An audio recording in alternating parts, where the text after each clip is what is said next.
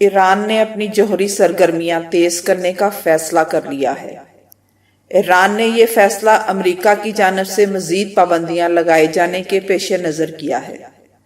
سرکاری T V کا کہنا ہے کہ ایران کی جوہری توانائی تنظیم ہفتے کے روز نئے اقدامات کی تفصیلات سے آگاہ کرے گی۔ بدھ کے روز تہران کا بیان سامنے آیا تھا کہ ایران توانائی کے منصوبوں اور جوہری پلانٹس کے لیے درکار ایندھن کی تیاری کے لیے یورینیم کی افزودگی کے عمل کو تیز کرے گا۔ سن 2015 کے جوہری معاہدے کے تحت مخصوص جوہری ہتھیاروں پر تحقیق اور جوہری ترقیاتی سرگرمیوں کو 8 سال کے لیے محدود کرنے پر بھی رضامند ہوا تھا۔ صدر ڈونلڈ ٹرمپ کے فیصلے کے تحت امریکہ نے گزشتہ برس اس وجہ سے اس معاہدے سے علیحدگی اختیار کر لی تھی۔ علیحدگی کی وجہ سے ایران خام تیل کی فروخت بھی متاثر ہوئی تھی۔ ایران کے صدر حسن روحانی نے جوہری معاہدے کو برقرار رکھنے کے لیے یورپی ممالک کو مزید 2 ماہ کی مہلت دی تھی۔ ایران کا بیان ایسے وقت میں سامنے آیا تھا جب فرانس کی جانب سے ایران کو اس سال کے آخر تک 15 ارب ڈالرز کی رقم بطور کریڈٹ رکھنے کی پیشکش کی گئی تھی۔ فرانسیسی حکام نے اس رقم کے بدلے ایران سے یقین دہانی مانگی تھی کہ وہ جوہری معاہدے پر کاربند رہے گا۔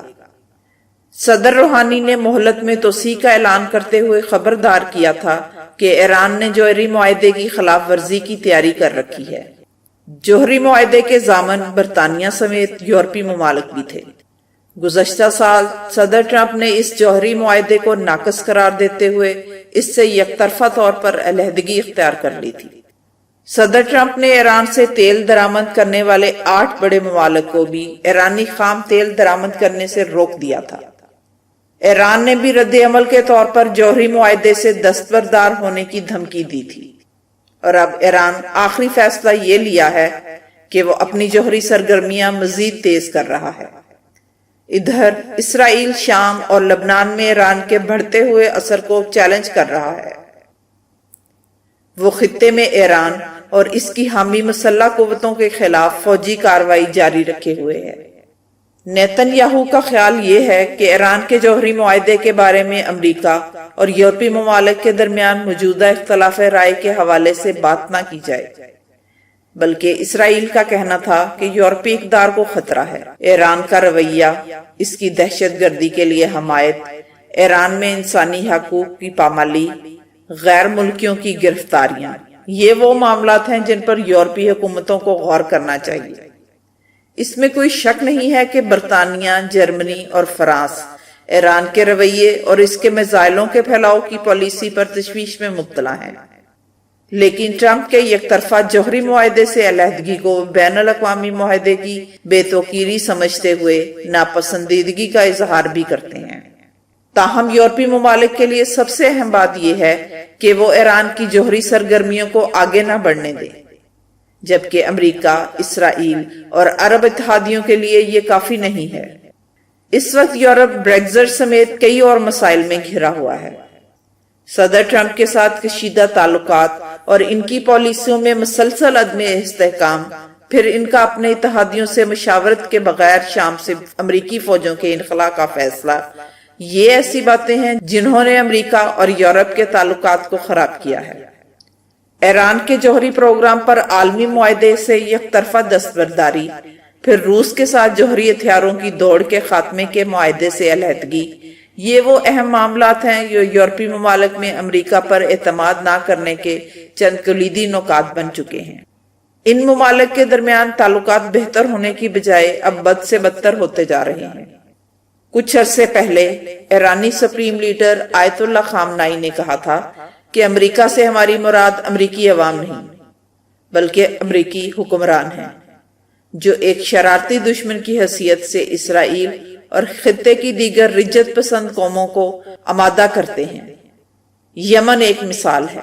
سعودی حکومت جرم کرتی ہے اور امریکہ اس جرم میں برابر کا شریک ہے، جبکہ برطانیہ کے سابق وزیر اعظم ٹونی بلیئر نے کہا تھا کہ انقلاب کے 40 سال بعد بھی ایران سخت گیر کنٹرول میں ہے۔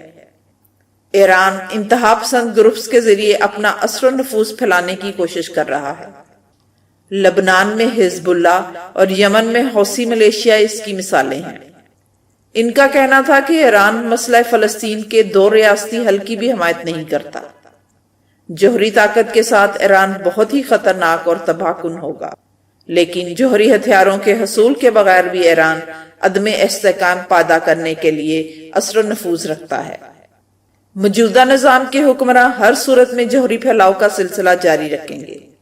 اس لیے عالمی برادری کے لیے ضروری ہے کہ وہ آج ہی سے موجودہ ایرانی حکومت کا تختہ الٹنے کا کام شروع کر دے۔ دوسری جانب پولینڈ نے کہا تھا کہ ایران کو نظر انداز کر کے مشرق وسطی کا حل ناممکن ہے۔